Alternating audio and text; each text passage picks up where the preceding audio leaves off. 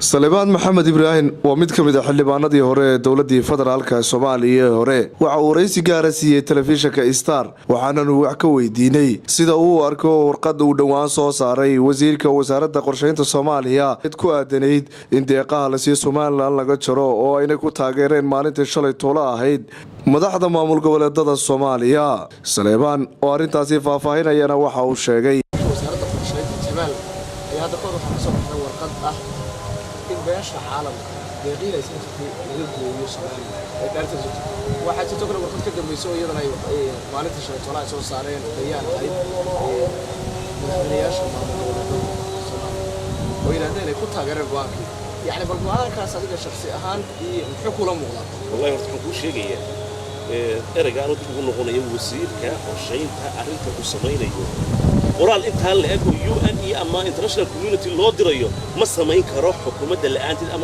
ama uu ka haysto ra'iisul wasaaraha madaxweynuhu isla ogyihiin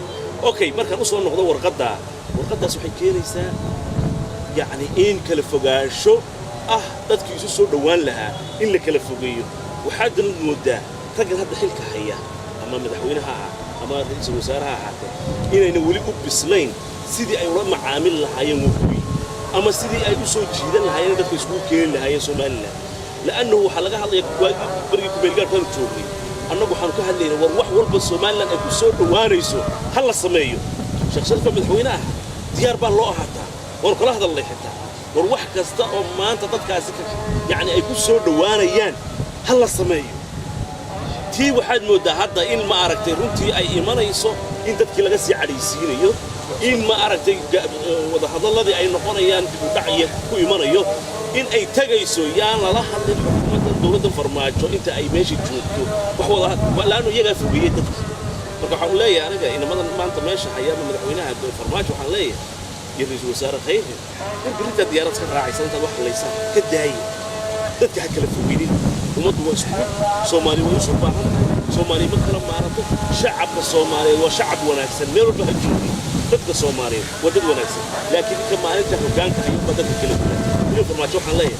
warhaab cusub baa jira dadkaas ka bilaabay in xasaar dad hore lagu tirinay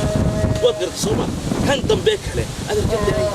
waliba xukuumaddu arrinka weyn degdeg uga noqotaa apologies-na ka bixisa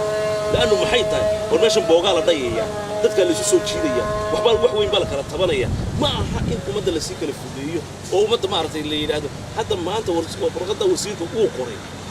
adeer waxay keenaysaa wada hadalada dib istaagay ummadda Soomaaliyeed baa sii kala fogaanaysa Soomaaliba waxbaad u tartay mise waxbaad ka dhigtay su'aashaas aan weydiinay farmaajo iyo xukuumadda qayda waliba ra'iisul wasaaraha iyo madaxweynaha hal su'aal baan weydiinaya su'aashan weydiinay waxay tahay war Soomaaliba waxbaad u taraysaa mise waad sii kala fogaanaysaa geesta kale xildhibaan Salebaan oo ka mid ah xildhibaanadii hore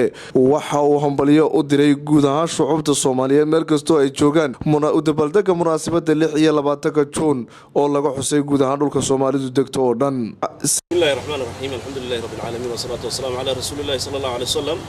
runtii munaasabadda 26 Juun waa maalintii xornimada meel ciid ugu horeysay Soomaaliya calan laga taago iyadoo ognahay calankaas in laga taagay Hargeysa beerta xorriyadda Hargeysa iyadoo ognahay wixii ka dambeeyay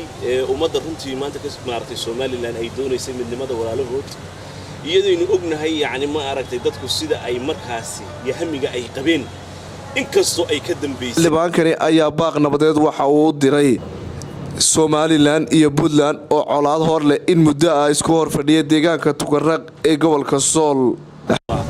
waxaan aqliga ma aragtay bini aadamku siinay waxaan leeyahay anigu aan kula talinayaa ummadda Soomaaliyeed meel walba joogto wixii wax garanaya ee runtii maanta haday dhaqan tahay haday xulmo diinta war arrinka loo Soomaaliya maanta waxay doonaysaa wax badbaadiya 30 sanadood in ka badan baa dhiig gudaadanay Soomaaliyeed mid la isku laayay qabi mid la isku laayay maxaanay ay maartay runtii ujeedo badan aha على كل حال دجال مانتا Soomaaliya uma wanaagsan waxaan farayaa runtii maanta baaq nabadeed u diraya halka dagaalka ka socda ka alowsan war hal la joojiyo waliba waxaan leeyahay Cabdi Waliyow war afxumo colaadna waa ka kaxaysa nabadna waa ka kaxaysa colaadna waxba kaaga ma tagto war qof nin walba siyaasi oo ka daa